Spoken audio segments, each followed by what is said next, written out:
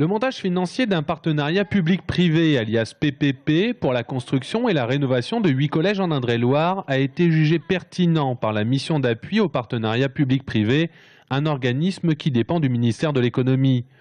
Un avis favorable dont se félicite Frédéric Thomas à l'initiative de cette procédure. Elle est nécessaire pour 3 raisons. On l'a dit, l'urgence des travaux à réaliser dans les collèges, la complexité technique de la mise en œuvre, puisque ces travaux doivent se faire dans un délai court pour nos services de répondre.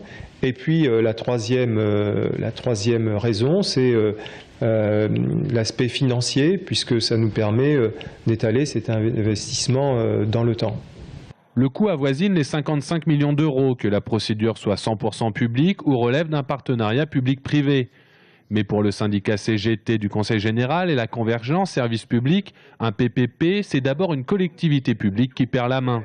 Ce partenariat public-privé vise d'une part à donner à la fois le montage d'un dossier, le financement d'un dossier et la gestion d'un dossier sur une longue période. Ça peut être plusieurs dizaines d'années. Là, en l'occurrence, ça sera 20 ans. C'est-à-dire pendant 20 ans, on va payer des loyers à la société qui va prendre donc ce partenariat public-privé. Et au détriment, bien sûr, du savoir-faire, de la compétence aussi des personnels du service public, notamment du Conseil général. À chacun son calendrier, les syndicats organisent une réunion publique le 2 décembre à Parcé-Mélé. 10 jours plus tard, l'Assemblée départementale se prononcera sur le PPP, un partenariat public-privé qui pourrait être signé en 2016.